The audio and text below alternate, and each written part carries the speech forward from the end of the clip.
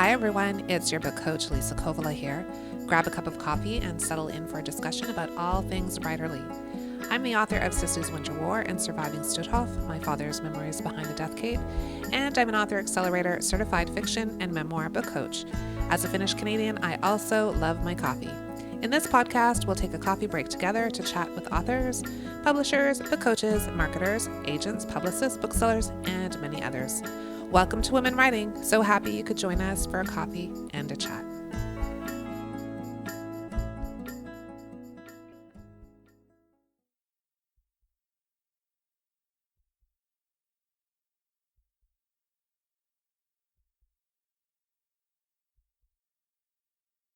Lindsay Mayhew is a spoken word poet, author, and editor from Sudbury, Ontario.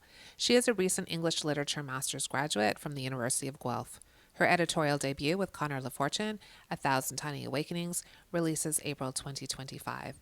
She is a Wordstock Sudbury multi-year slam champion and a runner-up in the 2024 Women of the World Poetry Slam.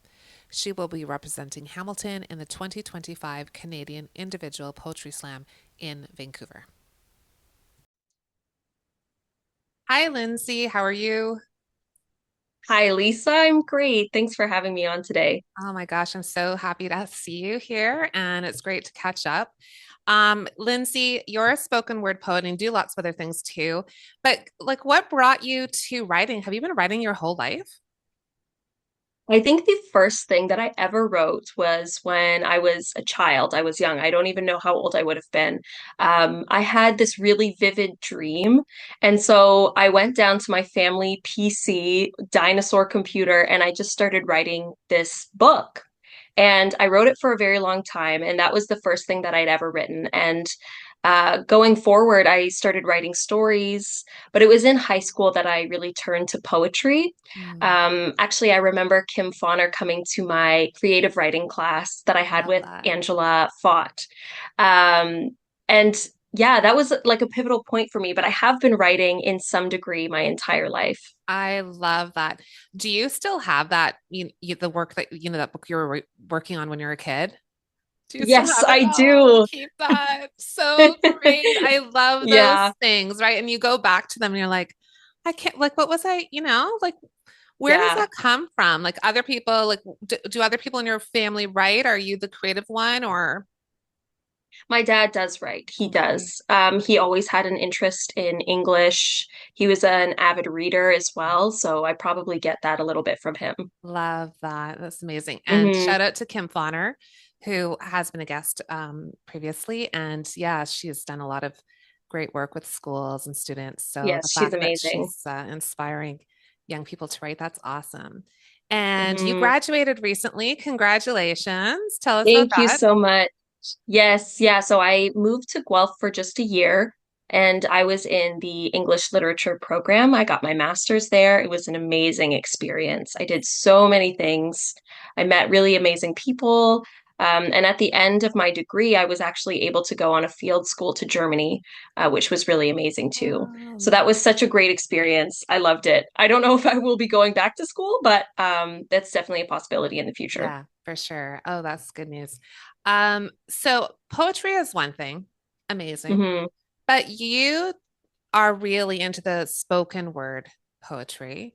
You're putting yourself out there not only on the page, but in front of crowds. Can you, Yes. what brought you, when's the first time you did that? What was that about? Like, was that a thing you started Right. really early or? What's so funny is when I was in high school, I was so shy.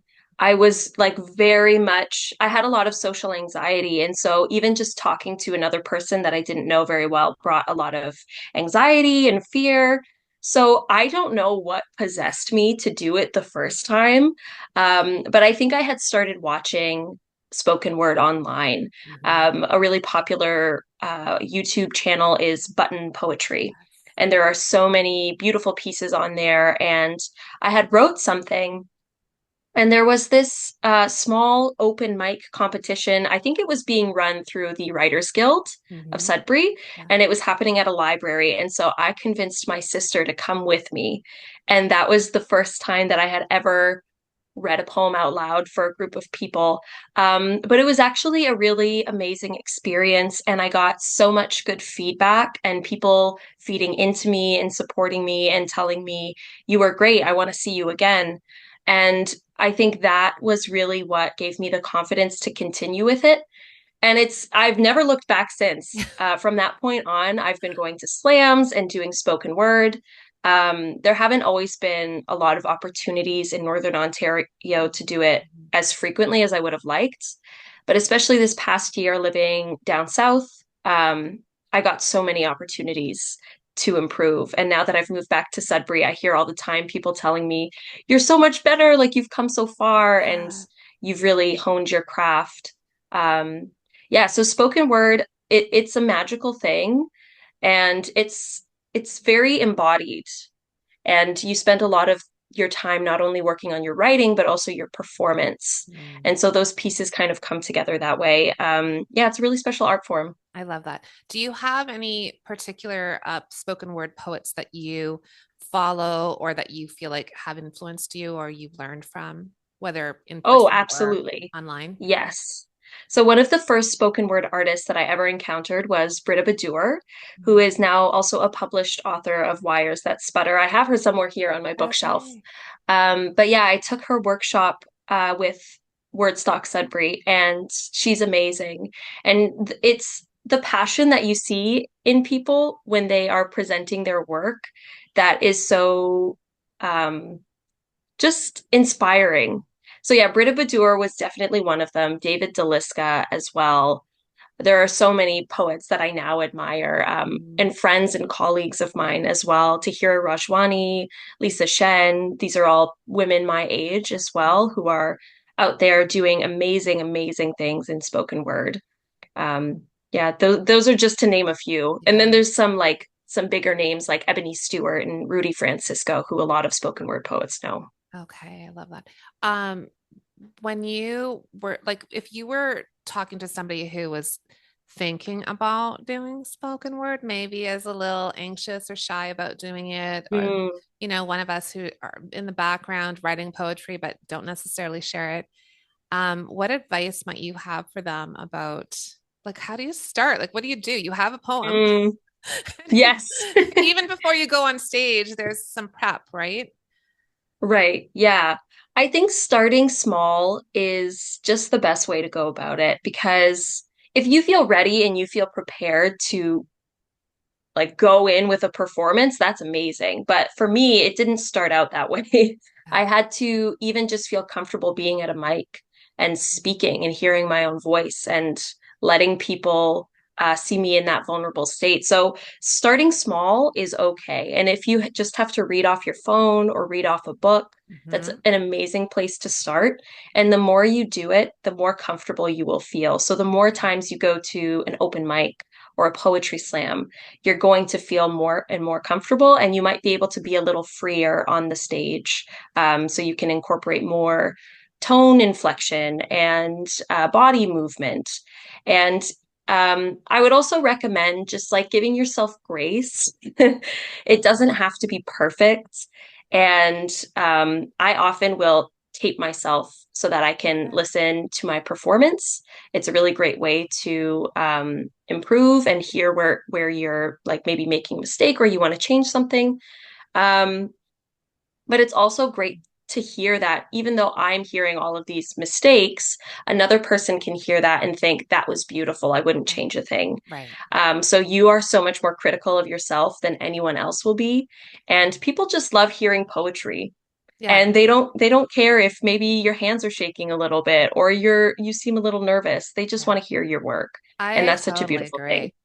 I Yeah. totally agree with that. I think that sometimes people, when they're speaking to an audience, feel like they have to have it down and, they can't have a pause and they can't make a mistake. But audiences are really generous. People are like, oh, Mhm. it's just like me. I make mistakes too. Like there's that, you almost create a bond with an audience and, they embrace whatever you bring them. It's pretty magical, as you were saying. I love that idea that Absolutely. you Yeah. just go out and do it and it gets better.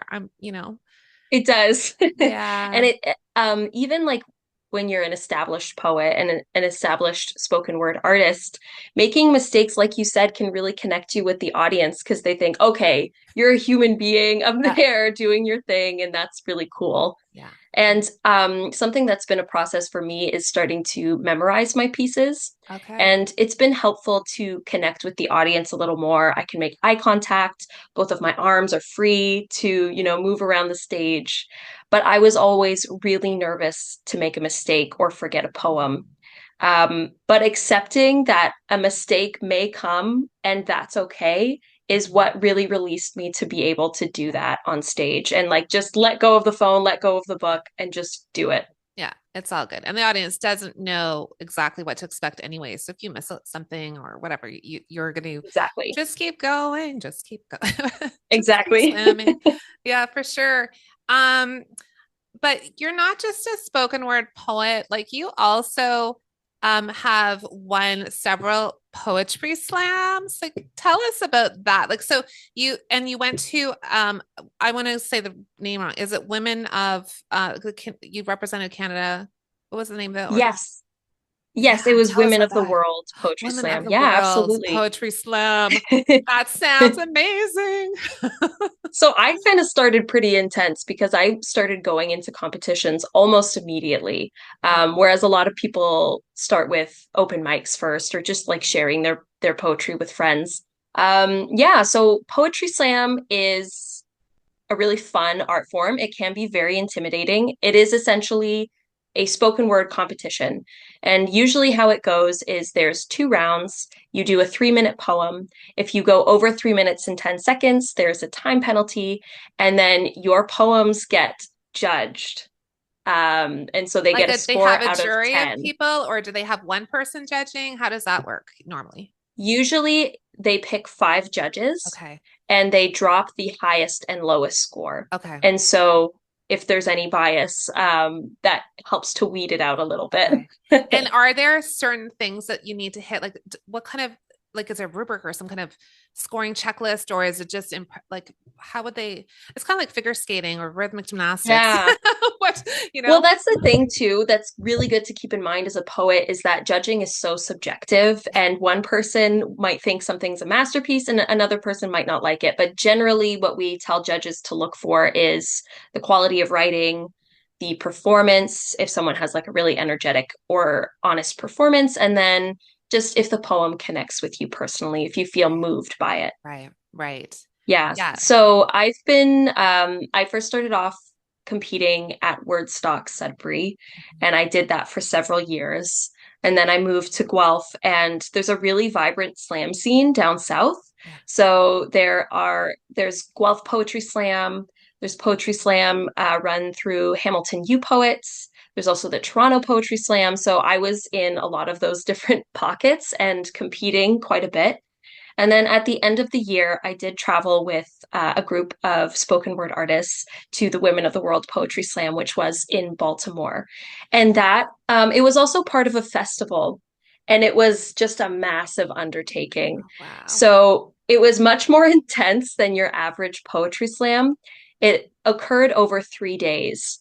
And each day you perform two pieces, a 1 minute, 2 minute, 3 minute, and 4 minute poem overall.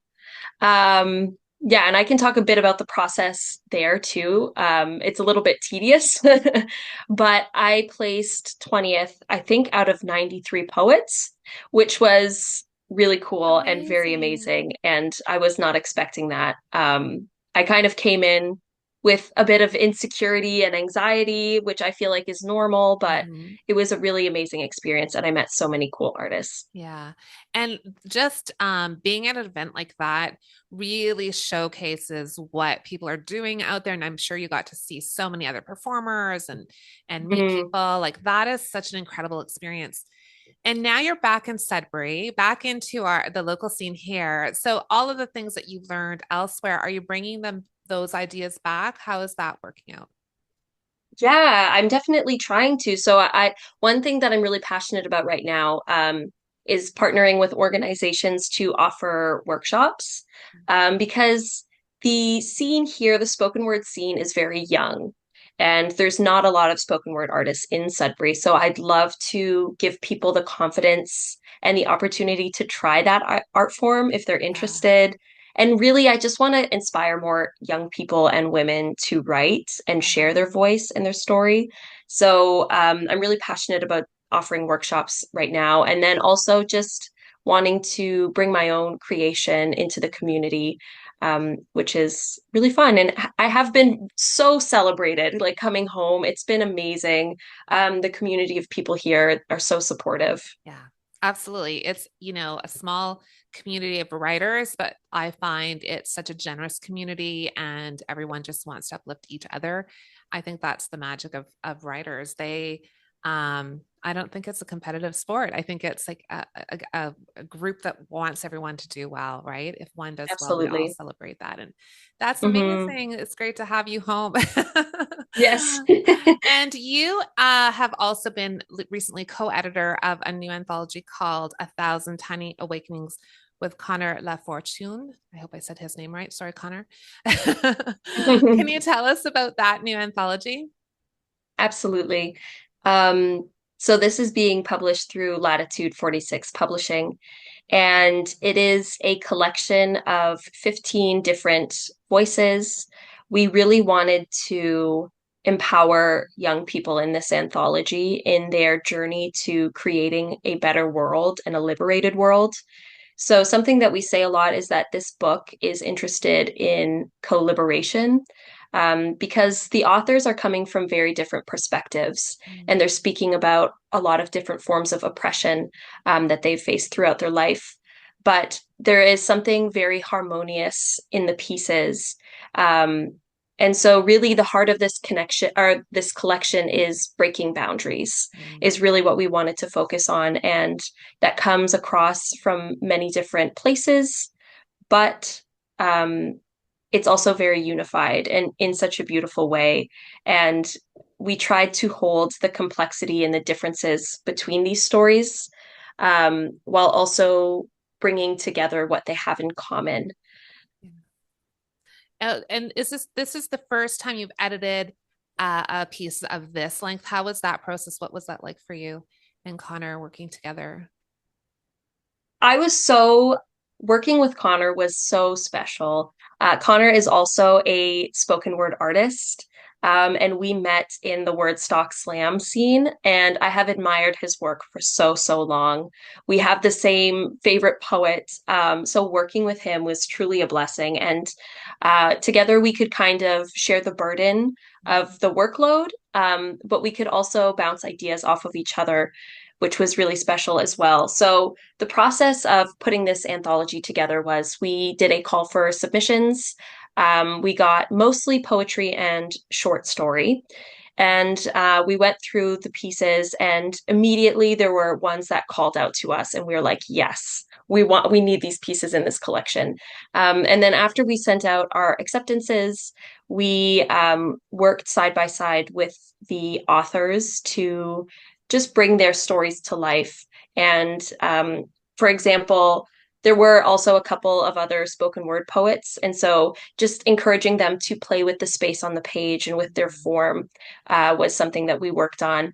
And then surprisingly enough, finding a order for the pieces was one of the most difficult things about doing this collection. And I think it is because it is so important for how you're putting together a story. Um, but I would say every single piece in this collection is very much needed, which is so special. There is no fluff, Yeah. which is really cool.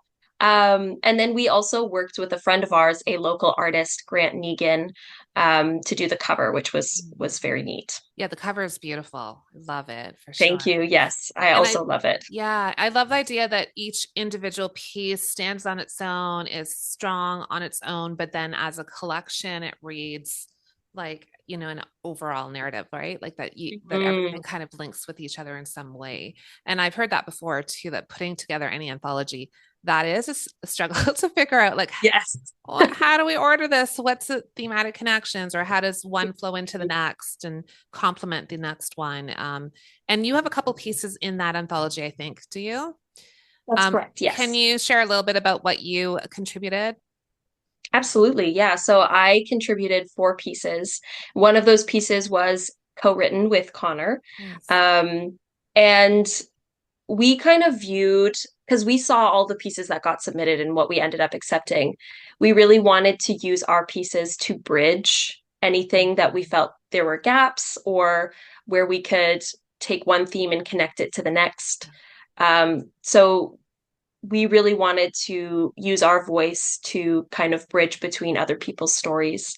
But we luckily got to write about things that we are incredibly passionate about. So, for example, I write a lot about feminism in the book. I touch on theory and emotion and embodiment. And religion. And then I have a piece that's written about Sudbury and growing up in Sudbury, which was really special to share in this collection. And then the piece that I co-wrote with Connor was probably one of my favorite pieces I've ever written, and working with him for that was so amazing. It's called In the Aftermath of Apocalypse, and we wrote it about ongoing colonial violence in Canada and demanding and hoping for a liberated future. And so, in that, we kind of have two voices because we are both writing from two different perspectives and positions in the world, but we marry that together really beautifully, I think. Yeah, I love that. Is that something that you like? Could you transfer that into a spoken word where you perform it together? Because I would love to see that. Oh, absolutely. And we plan to at the book launch. Yay. Okay, well, I'll be Yeah. there. Oh, That good. is awesome. And I think that kind of collaboration, there's so many reasons why a collaboration like that could work. And, that diversity of voices and marrying those ideas together and Mm, coming out with something beautiful, like that's amazing. And I'm glad that you and Connor had such a good relationship to be able to create that kind of a poem, but also to work on an anthology together, because that's a pretty long term kind of project to oh, pull together. absolutely. And so Yes. that you have each Hmm. other to support through that process is great. So, when is the launch for this beautiful So anthology? it is April 5th, April 2025. 5th. Okay. So, Yeah. anyone locally here in Sudbury or Northern Ontario, where is it located? Do you So have a it's going to be venue? held at the Indigenous Sharing and Learning Center at Laurentian, Ah, which for anyone who's local, it's the round room at Laurentian. it's a great space. It's a Yes. beautiful space. If you haven't been to it, it's very well worth going to see that space. And I think that'll be a perfect place for lunch. That's just Hmm. incredible. So good. Thank you. I love all of these things. Um, I wanted to ask you because you work at Latitude 46 Publishing as, I don't know, are you called a marketing assistant? Like, do you have a title yet? I I should say don't yet because officially have a title. so we get to make it up like Queen of or Yes, exactly. Queen the of yes marketing. Queen of marketing. I like that one. We'll make the t-shirt. But you're in marketing and publicity, really.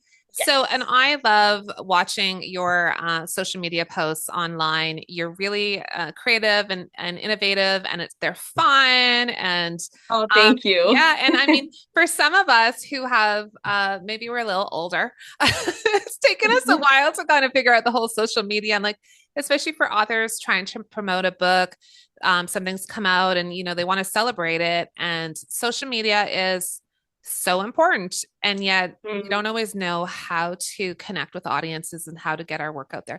Do you have some suggestions about how we can use social media for good and not evil? Yeah, absolutely. Social media is so tricky, and I get it because it can feel really embarrassing to put yourself out there. But a lot of the work that I do is following a lot of trends, which is okay. And I think it really broadens your market and your audience because people are looking for these trends, and then you happen to be one of the people that they fall across. So even simple things, if you don't want to do the trends, you can look at trending music Mm, or trending hashtags, anything like that that can kind of put your work in the eye of a bigger audience. mm, Um, but I would say just like, be put yourself out there. yeah. Um, because even if it stays in your drafts, you're getting a little more comfortable and you might find your mojo in the sense of okay, this was a trendy thing. It didn't really feel honest or authentic to me, but maybe Mm-hmm. this other trend or this other idea does feel Mm-hmm. honest and authentic to me, and I don't feel embarrassed Yeah. to be putting it up. Yeah. And then just in a simple um, terms of advice is posting regularly, Mhm. and what regular means is different for everyone. Maybe that's every day, maybe that's a couple times a week, but just so that people know what to expect from you. Mm. Yeah, it's really good advice. I think what I love about your posts is you might be hitting some trends, but you're still you and then you're still genuine. Like I feel like your personality is shining through. And I think that if we are creating social media, it should feel like comfortable for us in the sense that we're Absolutely. not pretending to be something we're not, but we're having fun with the things that we're doing. And then the audience Absolutely. appreciates that, right? And going Hmm. back to your earlier thought about perfection and not feeling like you have to be, write the perfect poem or be perfect when you're doing spoken word performances. Hmm. That same with social media, like just Oh, absolutely. just try it. You never know And what will hit. sometimes, yeah, it can feel like the algorithm is against you Yeah, because there's these things that pop up on my timeline that have all of these spelling mistakes, and I don't even know what they're saying half the time, and it yeah, goes viral. And yeah. And who could why? say? No, yeah, yeah. You can't. I think it's almost impossible, or even trying to reach that kind of viral post or note or whatever. It's not even almost worth thinking about that. It's just trying Mm, to think about, okay, what do I want to convey to the audience? What's fun? What feels like me? What's my book hmm. about? Like trying to be authentic, I guess is the word. Absolutely, Yeah, yeah. yeah, because it's Especially a as challenge. authors. Yeah, as authors, it's really important to know what your target audience is so that you can tap into that specifically and Yeah, not trying to be, you know, everyone's or jack of all trades, I should yeah. say.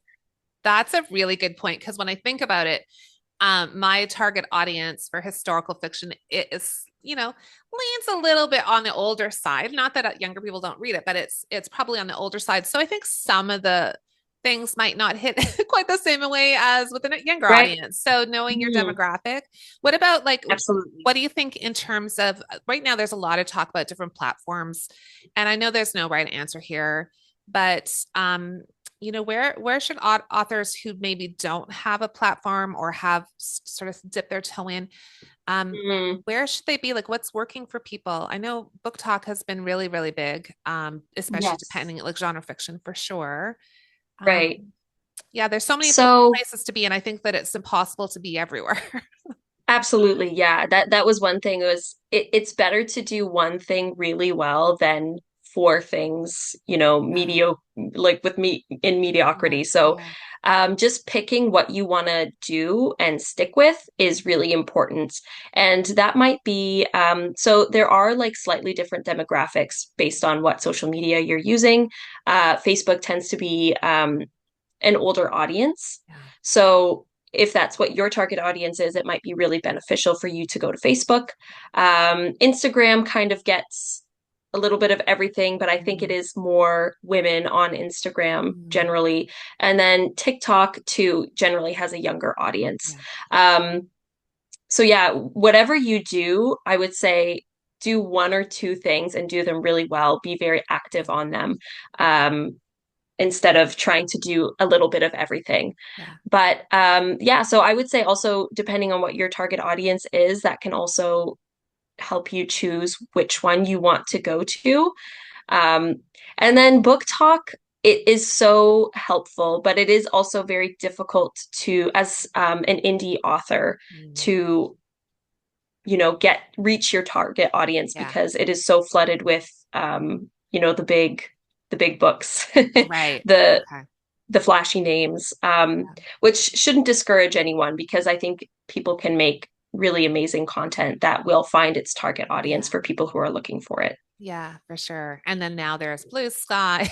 Like, I'm on Yeah, my favorite there's is always something Substack. I new. love Substack. It's my favorite thing because it's long form, but it's a little bit different from the social media that we're used to. Yeah, there's just a lot Mhm. of options out there, but I think like you say with writing poetry and doing spoken word poetry on stage. Just go and start somewhere, start little. Yeah, absolutely.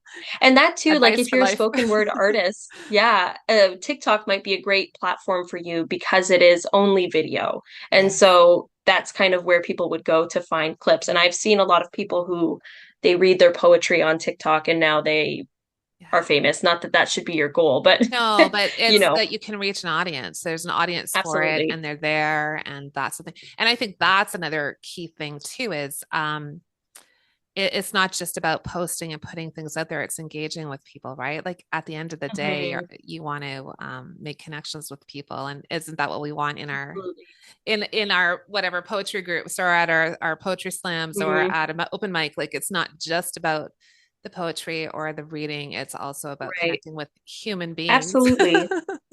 Yeah, and that's a great piece of advice as well, is to really get into the community that is online. So connecting with other authors or spoken word artists online can be a great way to broaden your market, but also connect with people, Yeah. connect with other human beings, and it can feel really fulfilling because I know social media can feel so draining as an artist or an author to have to do. But when you can connect with other people online, it feels a little more fulfilling and like you're Mhm. doing it for a reason. Yeah, I totally agree. And I always think about like in our community, we have some lovely groups like you mentioned, Subway Writers Guild, the open mic, you mentioned Wordstock, the poetry slams. Like we have things happening here. So going out to Hmm. find those things.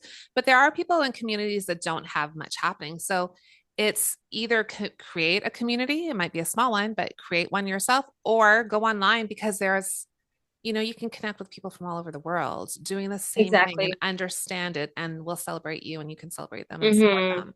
I love that. Yeah. Online, like this, we always complain about COVID and the having to be online during the pandemic, but I think that's the gift it gave us, right? Is being able to connect with Absolutely. people Yeah, everywhere, like we are right. today. Right. Yeah. Lindsay, what are you working on now? So I mentioned a little bit about being passionate about offering workshops. So I'm trying to plan that a bit with some organizations. I have something planned with the Youth Wellness Hub in Sudbury. I'm going to be doing a workshop there February 26th. So I'm really excited for that.